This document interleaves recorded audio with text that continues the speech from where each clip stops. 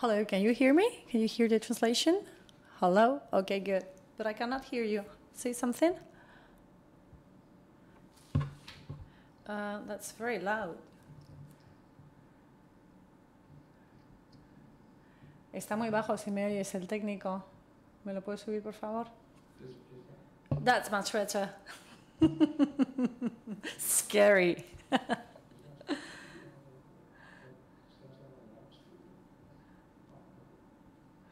Now I hear you. Thank you. Por favor. No le estoy escuchando.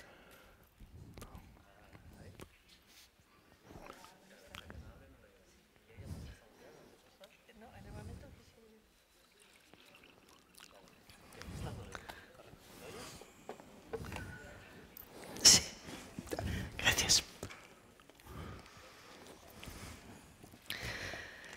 Kaixo, arratsaldeon guztioi. Good afternoon. And welcome, everybody. Thank you, everybody, for being here with us. My name is Eugenia Salaverri, and I work with the Azcuna Central in many of these literature encounters. I've got the pleasure to introduce to you John Verdon. It's not the first time he is coming to visit us. He's a good friend of this center, and he's one of the most well-known thriller writers, authors in the world. We'll mention his last novel, White River Burning, with a very well-known famous detective, Dave Gurley. This is the third sequel of these kind of novels. Dave Gurney is the alter ego of John. They share many common characters. And he was for many years a New York police detective. Now he lives with Madeleine in an old farm in Delaware, some kilometers away from Manhattan, and surrounded by forests, by apple trees. But White River Burning teaches us that even in such a beautiful landscape, scary things might happen, like when you found near to your house something that was very scary and that is related to the colonial times. White River is also going through racial and social turmoils. The situation is growing more and more tense. There is some retaliation. And finally, the attorney says that he has to end up being retired to investigate this murder. And John Verdon, he was born in 1942 in the Bronx in New York, and he's had three professional lives that were very different. The first was when he graduated from the university, and then he was a publicity and ad director for many years. This is like Mad Men kind of thing, and it was a very hard and very demanding work at the time. This is maybe why John doesn't like to remember that or talk about that time. But he often talks about how when he was a carpenter himself, that he really liked when Naomi and himself left New York and moved to the countryside. And for 2 years, he just built pieces of furniture, his home, his children's furniture, and also there is a very well-known novelist that writes noir novels that said that this kind of work helped her concentrate to write the novels. Maybe it was your case also. And then literature. You enter into that third life when you were 60-something, so you're a late writer. And the reason why you start writing, you might let us know yourself. And this third life of yours, the literature life, you've been there for 11 years and with a lot of success. I've got to warn the public that John is a very kind man, but behind that very nice and friendly blue eyes, there is a criminal mind that has been scaring the hell out of people of many readers, and in spite of that, readers love them, adore him. Sorry, she's speaking so fast. And I know, think of a number. Shut your eyes tight. Let the devil sleep. Peter Pan must die. Wolf Lake and White River Burning. So are these not really scary titles?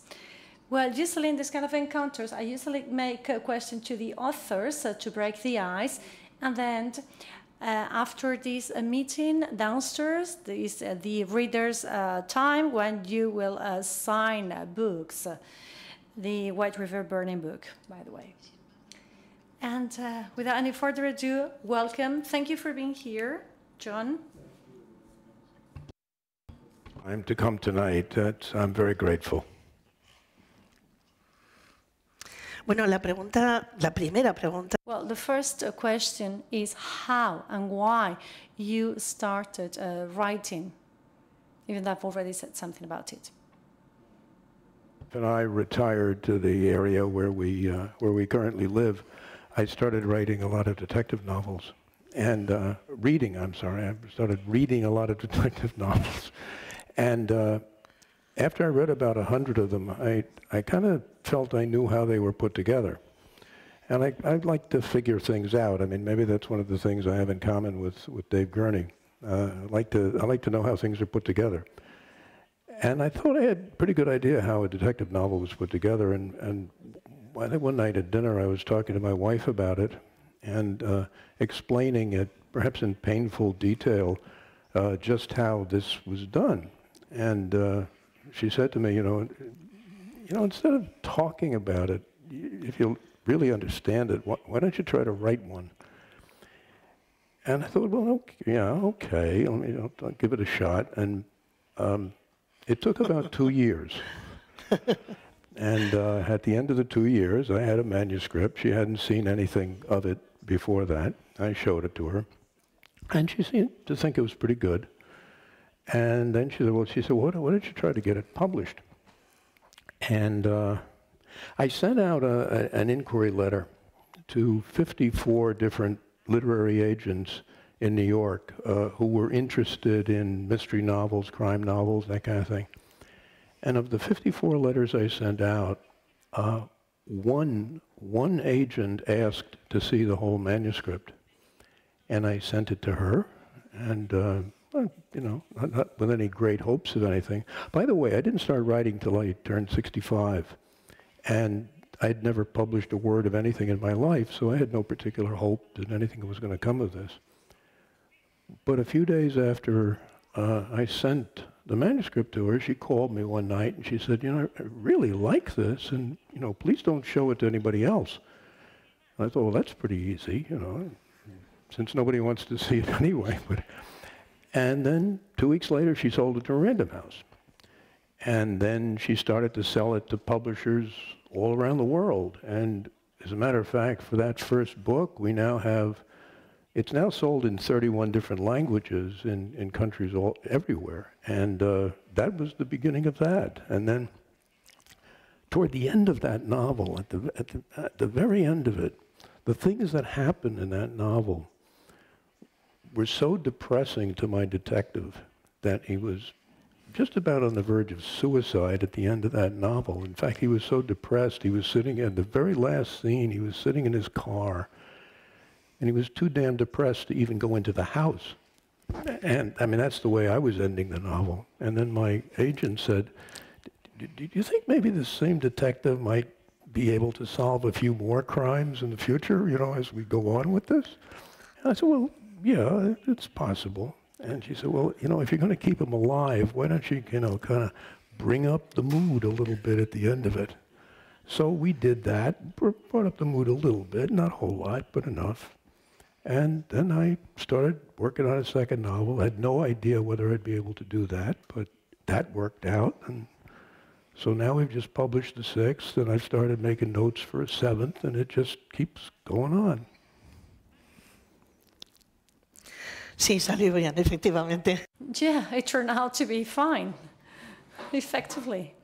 You are very much read here in Spain, but what are Spanish readers going to find in this last novel of yours? What moved you? I mean, what made you write it?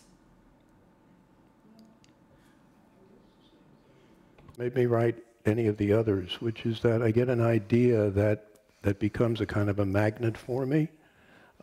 I've never pushed myself to write a book. If an idea occurs to me and I start thinking about it and it starts to develop into something that attracts me, then I just keep running with it until it turns into something, you know, that anybody might want to read. So, you know, that's kind of how that happens. And so, the idea for this came about the same way, in a way. There's a little bit of a difference with this book, though. The earlier books in the series, there's a terrible crime that occurs against a fairly beautiful background. The novels all happen in upstate New York in a very rural, nice area. And there's a lot of peace and quiet, and then there's this horrible crime going on. This book is a little different in that the inspiration of it created a different approach in my mind for how that was going to work, how that relationship between the background and the crime would work. It began, there was a quote I came upon from a book by Cotton Mather, who was a Puritan leader in colonial America, back at the time of the Salem witch trials in Massachusetts, where women, some men, but mostly women, were being accused of witchcraft and killed. And there's a quote in the book from someone who became rather skeptical of what was going on and how the trials were being used. And the quote, and I'll just paraphrase it, it's something like, "There's no social public calamity so awful that some evil person isn't going to find a way to take advantage of it for their own private gain." That became the idea for the book. And that's why the relationship between the background and the crime itself is a little different from the others. In a way, the crime is based on the background.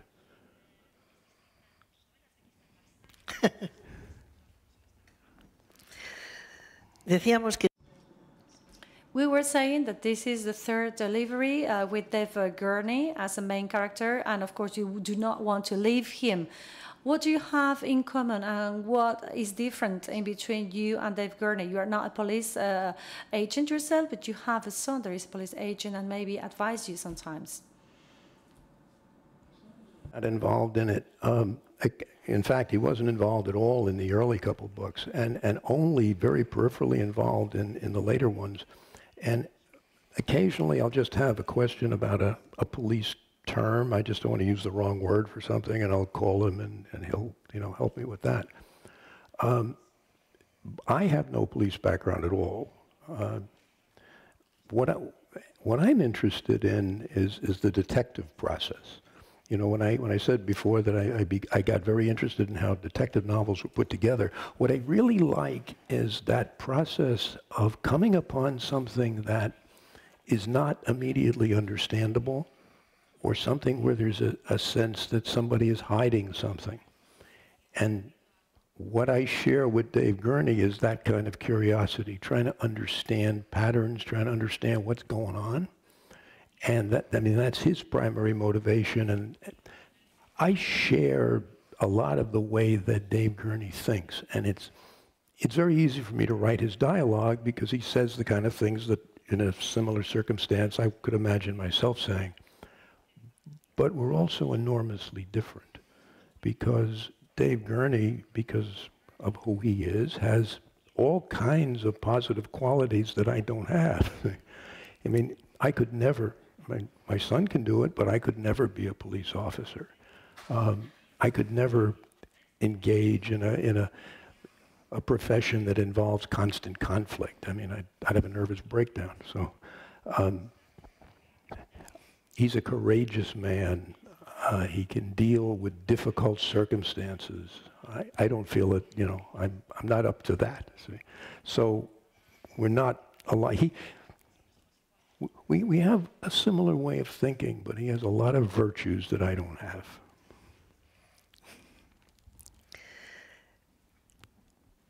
no sé si pasa algo con el sonido. ¿Me oís?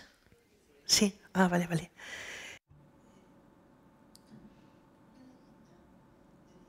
There is a legend that said that in John Wayne's tomb there was only 3 words in Spanish: ugly, strong, and a good guy, or honest guy, a way to define him. I imagine Dave Gurney like that, not ugly but a guy that is strong and a good guy that is obsessed by controlling everything.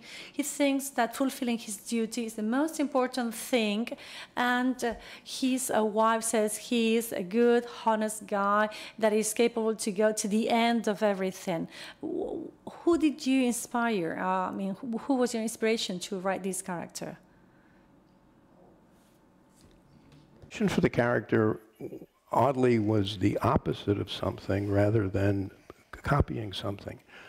When I wrote the first novel, I really started with the idea of the problem that the first victim in that novel has. There's a man in the first novel by the name of Mark Mellery who is very successful, but he has a very troubled background, 20 years earlier.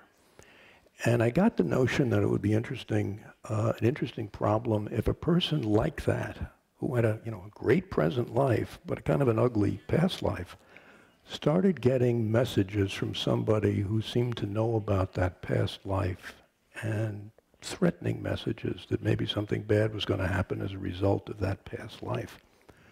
I liked that. It seemed appropriately frightening to me. But then I thought, well, okay, who's going to help this guy? That's what led to the character of David Gurney, because I decided that this character who's being threatened was very frightened. He was very emotional. I mean, he was in a state of, nervous breakdown. And I wanted the detective to be perfectly calm. I wanted him to be perfectly rational. I wanted him to have a kind of logic to approach the problem that the victim was scared to death of. And that kind of became the core of Gurney. In a sense, the way I saw it, his honesty came from that. He's a man of a lot of integrity. He doesn't do what he does for money. He doesn't do what he does to be admired. He does it because he sees it as the right thing to do, and it's the way his head works. That's where the idea of David Gurney came from.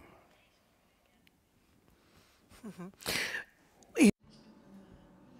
And about noir novels, I think there are some authors like yourself that are dignifying this genre, because now you are commercially successful and also critique are sort of praising you, like the next award for Fred Vargas. She's the first noir writer, author that is winning this award. So do you think the idea about these noir novels is changing? Are they now considered like high literature, not like a leisure literature? And do you think authors are valued more? And also to conclude, do you care at all about that? I really don't care much about what people think about noir authors or crime novelists or so forth. I never thought, by the way, about trying to write a certain kind of book. I mean, I like the structure of a detective novel. I like the way they work. I try to write as best I can. I guess it turns out to be something called, a noir novel. But in terms of how they're accepted, as a broad category, I don't know. I mean, I like the fact that people like my books.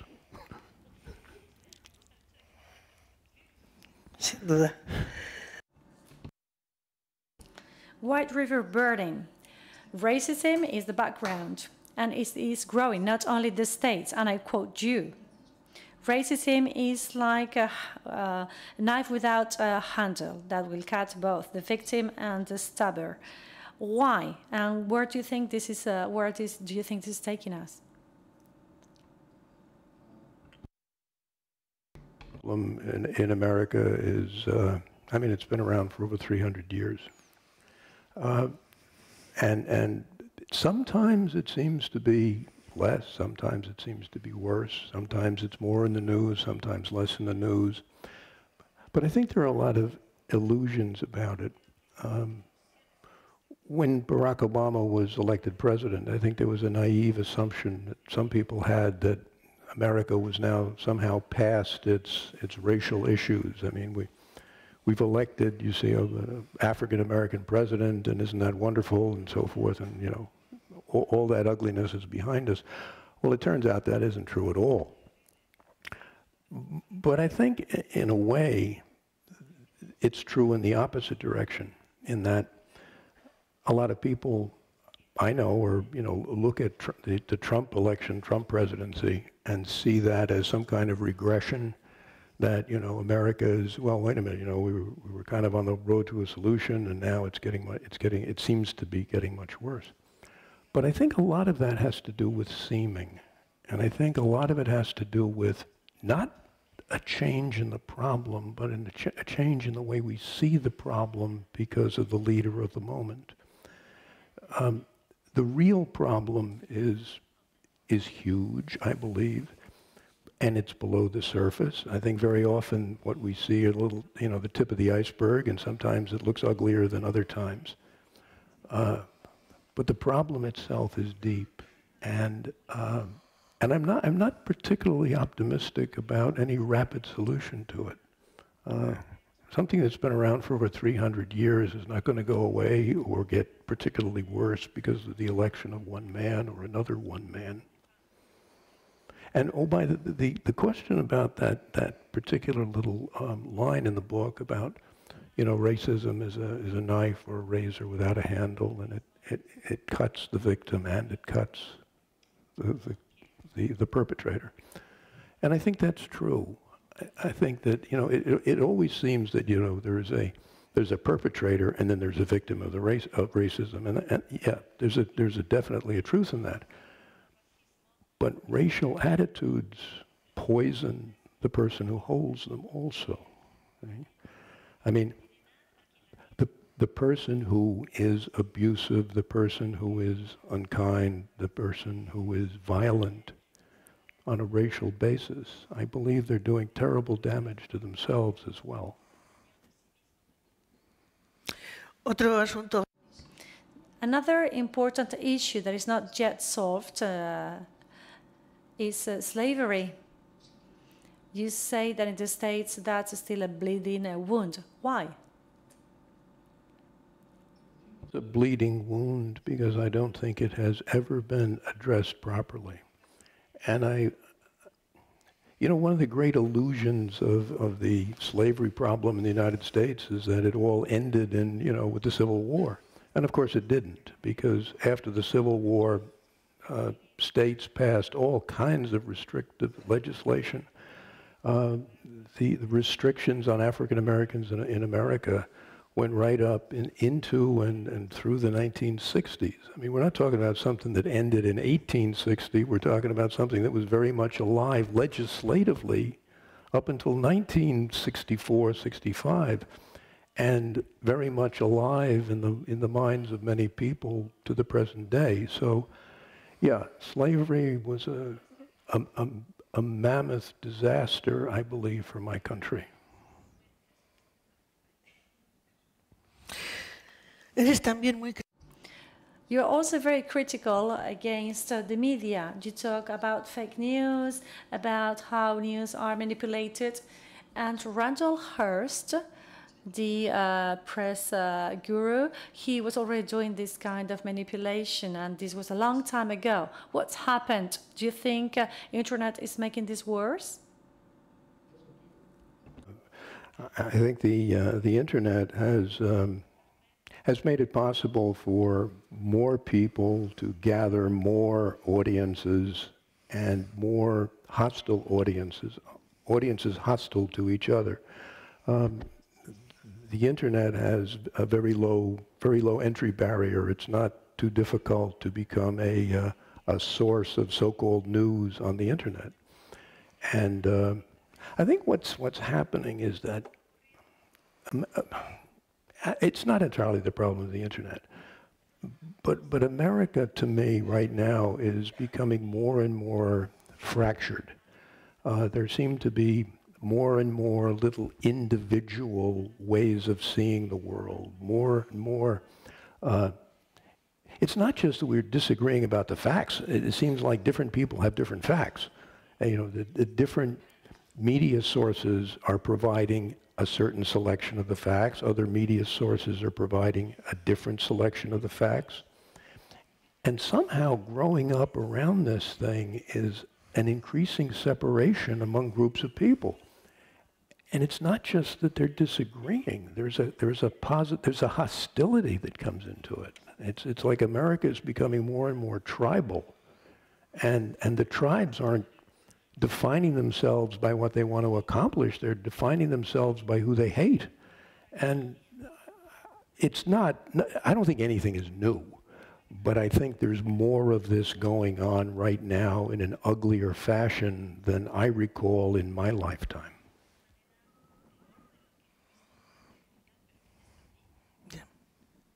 Hay un momento en el...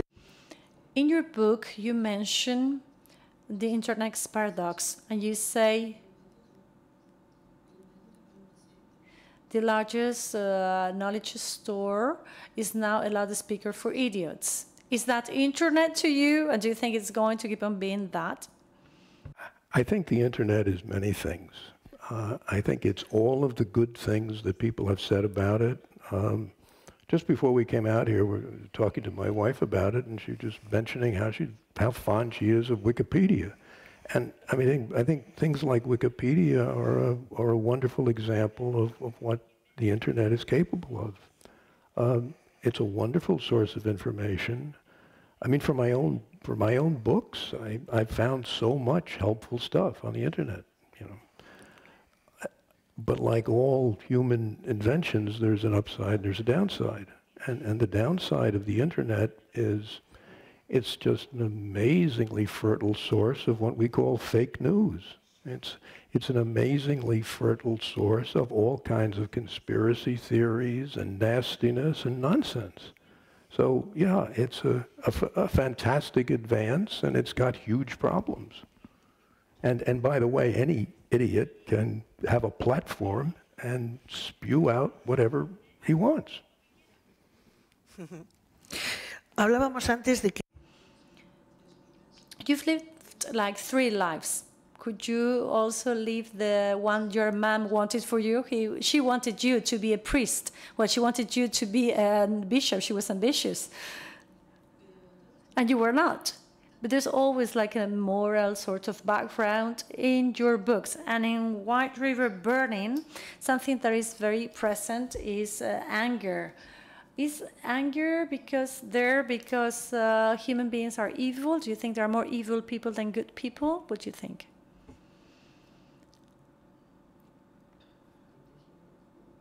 That I came upon while I was working on this last book. Quote from Alexander Solzhenitsyn. It's very simple and I think quite wonderful. He says, the line between good and evil doesn't run between groups. The line between good and evil runs down the center of each human heart.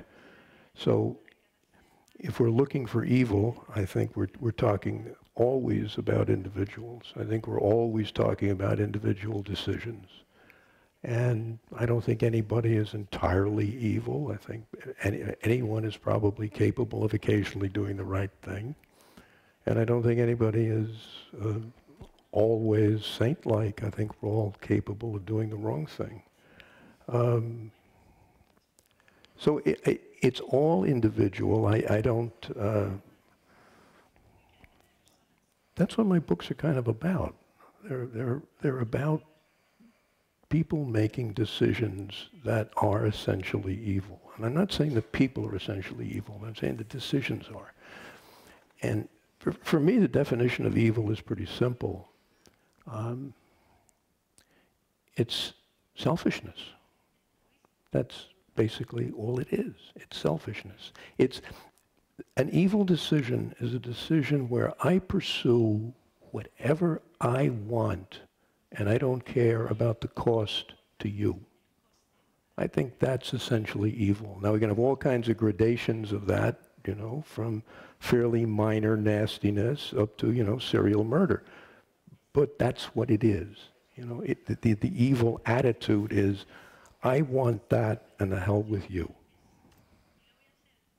It's the absence of empathy.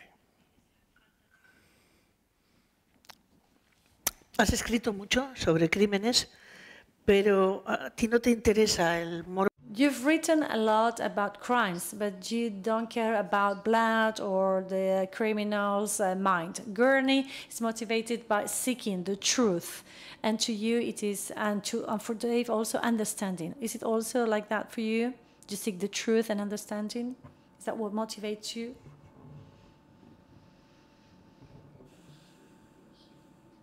It's like a pretty big goal, but for myself anyway, but I put it more modestly. I like to know how things work. I like to know if something happens. I kind of like to know why it happened. That's the way my mind works. I wouldn't call it seeking the truth. That's too big a phrase. Vale, vale. Tus novelas son policiales y negras, evidentemente, pero en parte son también historias de amor, al menos. It's not only about crimes that you write, it's also about love stories like Dave's and Madeleine's. They are so different but so complementary. They know each other, they need each other so much. Is love important to you? Oh, yes. I don't think I'd want to meet anyone who didn't think it was important. The relationship between David and Madeleine is I think, an interesting one. They see the world very differently. David is much more concerned with patterns and causes and so forth. Madeleine is much more concerned with a connection with the immediate environment, with a, it's 3 o'clock Tuesday afternoon, what are we going to do now? She's very much into enjoying life now and seeing what life is right now, and David is much more interested in thinking about it. But they love each other. Each of those people, David and Madeleine, for each of them, the other is the most important person on earth. And the fact that they think differently doesn't really matter. They're very different people, but I don't think that necessarily has anything to do with love. I think love is a bit more mysterious than that. I don't think you can say why a person loves somebody. They see something in them that is precious. And it may not be able to be put into words. But I think, in my mind, that's what exists between Dave and Madeleine. ¿Qué tiene que tener un... What do you have to see in a story that you write a novel after that story? Because you really elaborate your text. You write like 500 cards before you write the book. It takes a lot of time. So you don't write randomly. So what is the spark that turns a story into a book, in your case?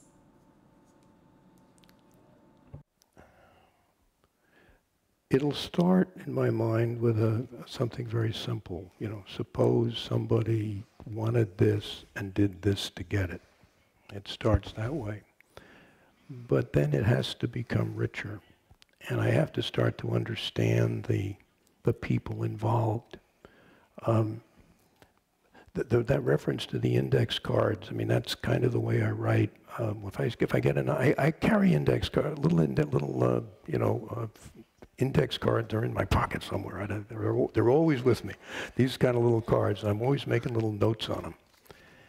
And usually, and with most of the books, when I've gotten up to about 500 of them, I start to organize them and see how, the various ideas fit together and how little plot points might work one after another and, how it would all be organized. And I have to feel that there's something real there. And I have to feel that there's a kind of a level of complication in it that appeals to me. A level of complication that kind of matches the complication of real life. And then it's just a matter of, am I excited enough at that point to take all of that and then spend the next year actually writing the book?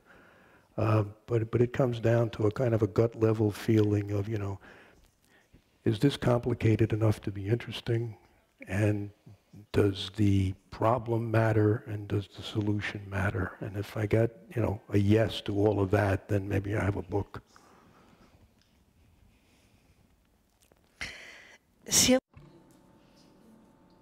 There's always a tipping point. We knew about your tipping point, why you decided to become yourself a writer. This is a decision that many people make, but they don't know how to succeed in that field. What obstacles did you have to overcome? How did you become successful?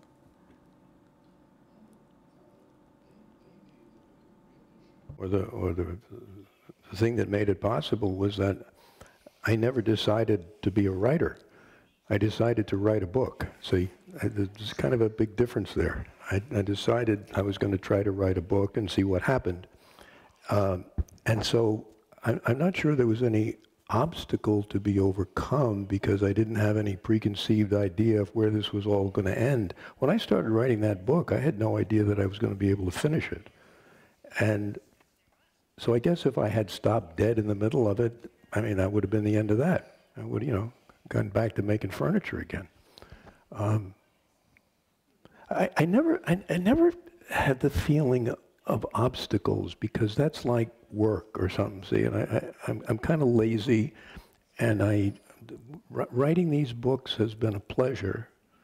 I don't know. I don't know if I would have been able to write them if it was hard or if it was work or if it required discipline.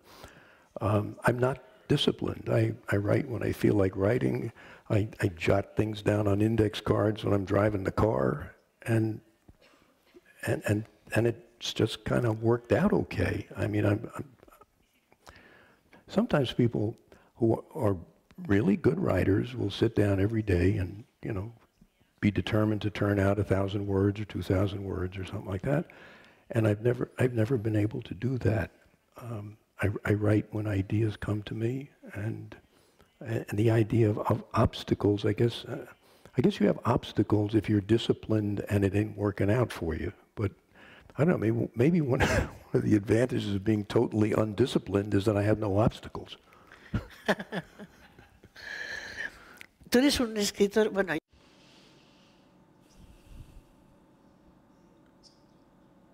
We usually say some people write with a map and some people follow a compass. So some people sort of have a pre-plan and some people just sort of let it flow.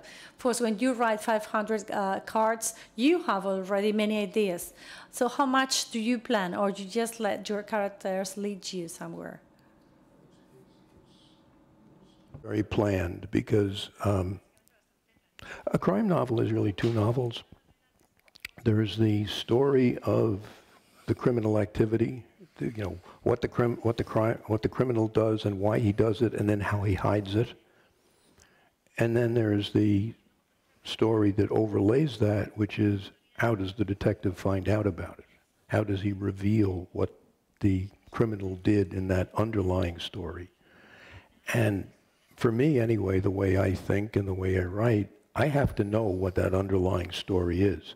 I know a little bit less about the detective's pursuit of understanding it, but I have to know what it is he's chasing. So all of that underneath part is pretty well planned. And I have a general idea what the arc is for the detective's effort to figure it out. What's more spontaneous is when I actually get into a scene with people talking to each other. And then very often it's the characters who take over, and I don't feel like I'm pushing dialogue into their mouths. I feel more like I'm listening to them arguing with each other.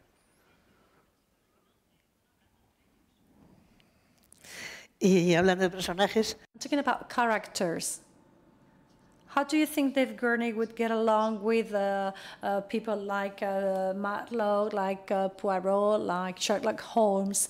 Who do you think he will invite home over for dinner, or he would not invite any of them? Not a big inviter.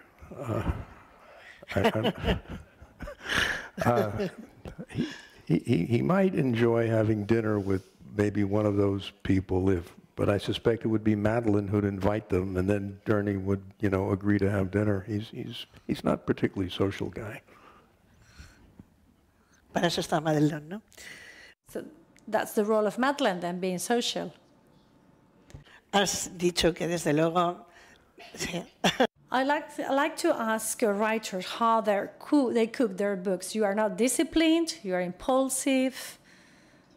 But then what do? Do you correct, retouch the text a lot? Do you rather not touch them? Do you write fast, slow? Do you use a PC? You talk about a manuscript. So what do you do? And do you suffer when you write or not at all? I avoid all things that involve suffering. It all gets down on these index cards, the ideas, maybe some snippets of dialogue, some character portraits. And then that gets refined. I start writing on yellow pads to write out dialogue scenes, to write out what happens in a scene, descriptions of environments, all of that.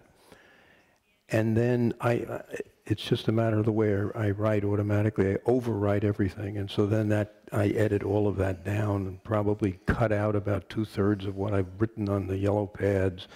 So then when it finally goes into the computer to create a final draft, or my final draft, it's been through the index cards, it's been through the yellow pages, and now I'm typing it out. And there's not a lot of correcting that goes on at that point.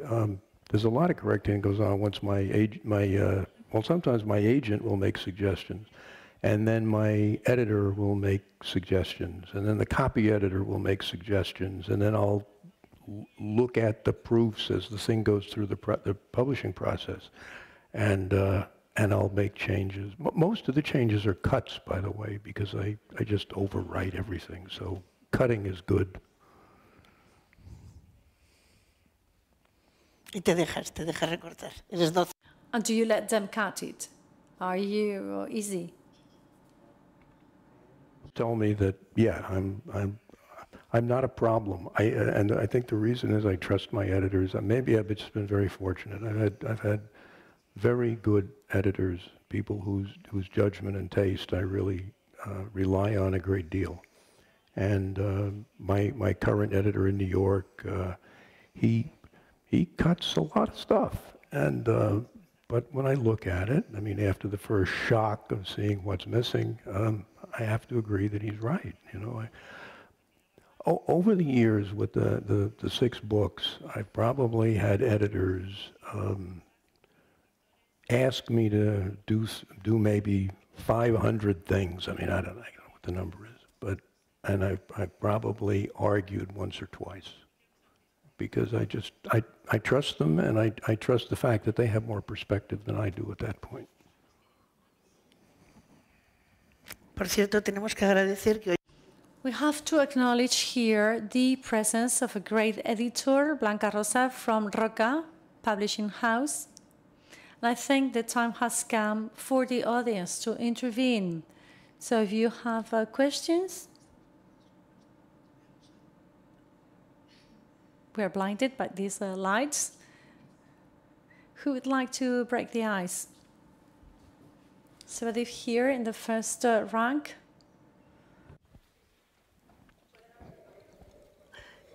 Aquí hay un...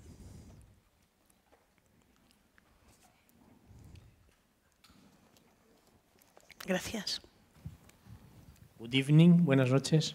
Buenas noches. Yo quería hacerle una pregunta a... I have a question for Gurney. The question is the following. If he had to investigate Kennedy's killing, John JFK killing, what would he consider? That the Warren's report is a fake news, or that the JFK film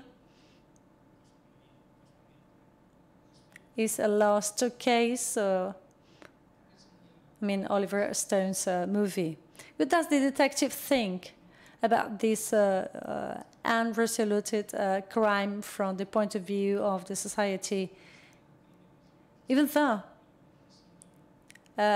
noir novels. We are sorting out all kinds of mysteries constantly, even though there is that crime that's not been resolved yet. What do you think, and what does Gurney think?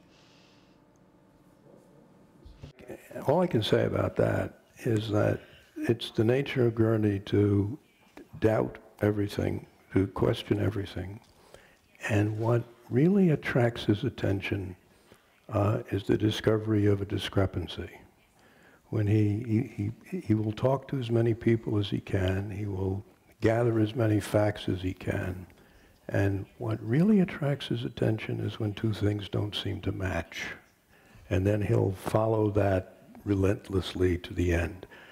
Where he would end up on a specific case like the one you're talking about, I have no idea. I just know that he'd be relentless in the pursuit of it.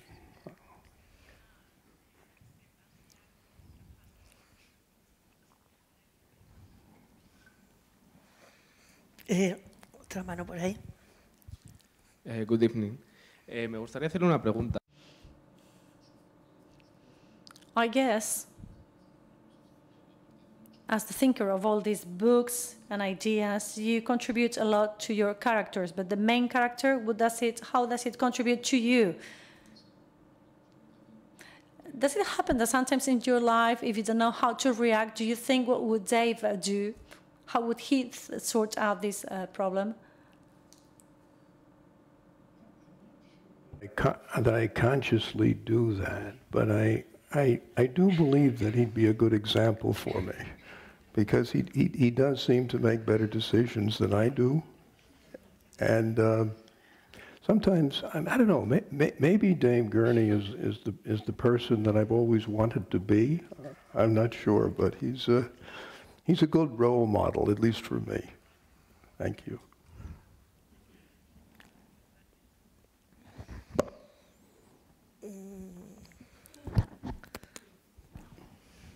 Good evening. Me gustaría saber, bueno, creo entender que sus libros han sido traducidos a 30. I think your books have been translated into 30-something languages. So what is the kind of relationship you have with your translators? Do you have any anecdote you could share about some translators into some specific language? Maybe some translator that sort of talk to you to find out about something special. And I think I've read that this latest book is going to be published first here in Spain rather than in the States. Am I right to think that? I think I've read also that is because your books sell very well here, maybe better than in the States. But what relationship do you have with your translators, if any? She's a translator, for your information, because I know her.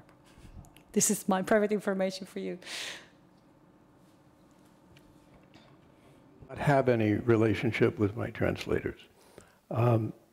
It's all handled through my foreign publishers. I trust them the same way I trust my editors. And I think I had maybe one exchange with a translator who got in touch with me because, and I'm not even sure now what the country was, but I think it possibly was Vietnam or something, and I think I got an inquiry about just the meaning or feeling of a certain phrase that he wasn't familiar with. But beyond that, no, I've had no contact with my translators. I just like to think that they're doing a wonderful job. I trust my translators.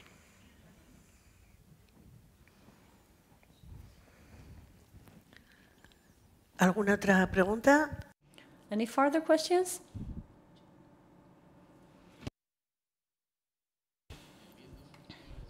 Seeing how you write, how you describe, how you write with your cards and with the scene of the crime very well planned, to me it sounds like a movie style, like when you write a script way of writing.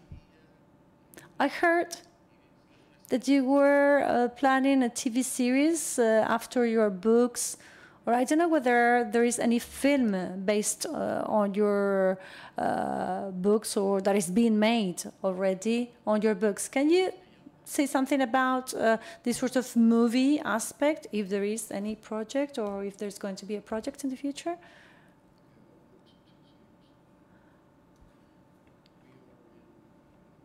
Very serious discussions with some people about a possible film, possible TV series, and I can't really talk about any of the details of that because when and if it's announced, it would be the film company that would announce it. So that's that.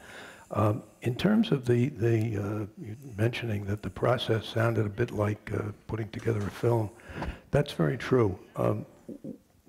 When I was first starting to write, one of the things that helped me was reading a book on writing screenplays, because a screenplay is an extremely organized process.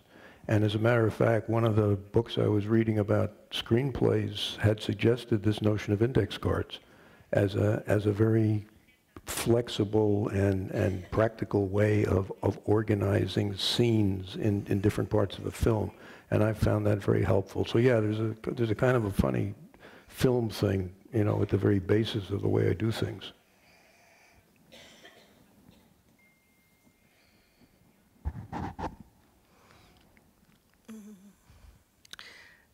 No sé si hay alguna pregunta más, es que no me gustaría que se quedara alguien con ganas de preguntar algo, pero la... Any further questions? I wouldn't like any of you to go back home thinking I should have made a question.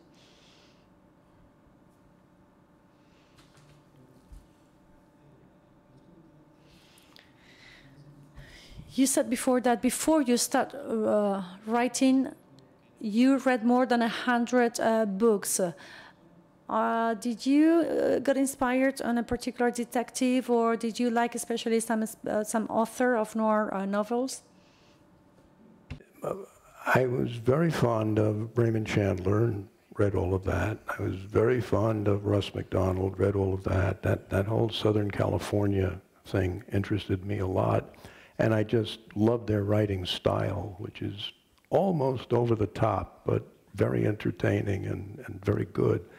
The other things I've liked are procedural stuff.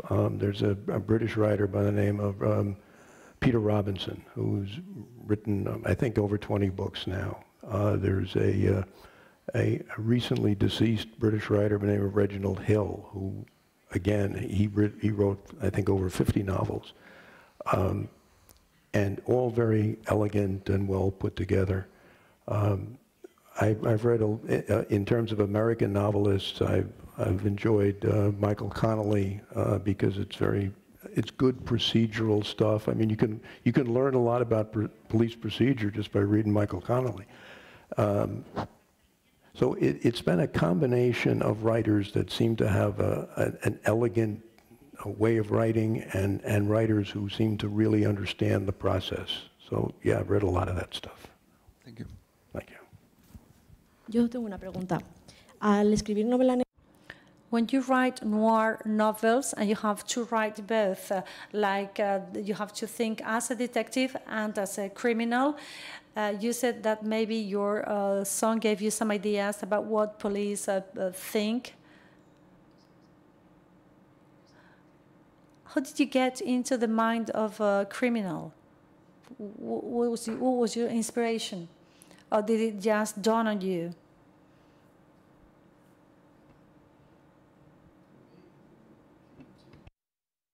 Criminal is just to extend the normal emotions that everyone has.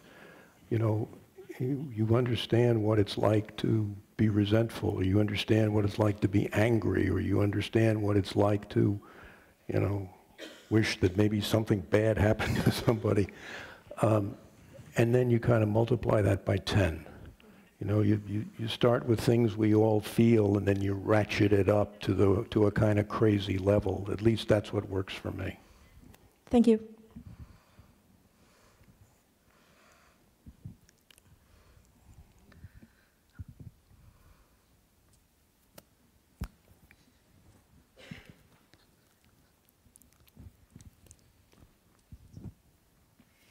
Bueno, buenas noches, Gabón. A mí me sorprende. Every time I come to this kind of presentation of your books, both in interviews, you never mentioned Dave Gurley, that is the counterpart, the perfect counterpart to the hero, that is Dave Gurney. Do you always keep Jack's character on a second, as like hidden, or do we readers don't grant him the importance that he has? Do you do it on purpose, or is it the readers? Don't talk about Jack Hardwick in interviews is because nobody's ever asked me about him. but now that you have, I think he's a very vital part of the story, and it's similar to the way all the other characters key characters are created. See, when I mentioned earlier that I had started with Mark Mellery, who was very nervous, and then that led me to the need for a detective who was very logical. That led me to, because the logical detective was also very oriented toward thinking, that led me toward the idea of Madeline, who was very immediate.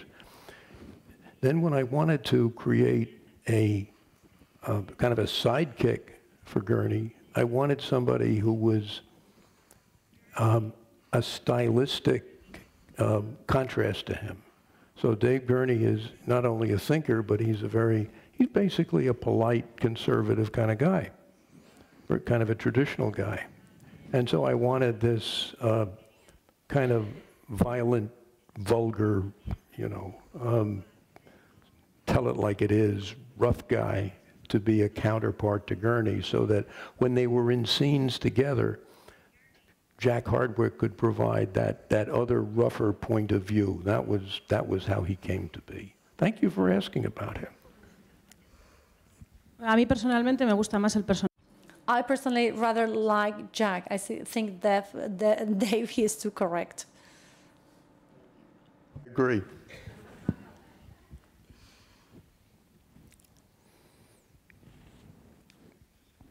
Una pregunta por aquí, creo, ¿no?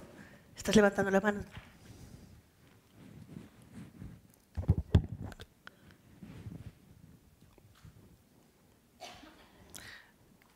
Es que no sé si me he confundido, no había ninguna mano levantada. ¿Hay alguien que quiera preguntar? ¿Nada más? ¿No? Any further questions? Then if there are no more questions, we're going to call this a talk. So this evening we got to know deeper a great writer, this being a beautiful moment, and I invite you to read White River Burning. This is a splendid novel and you're going to enjoy it a lot. So just I would like to wish you to keep on being so successful, and a round of applause please for Mr. Verdon. And thank you everybody for attending.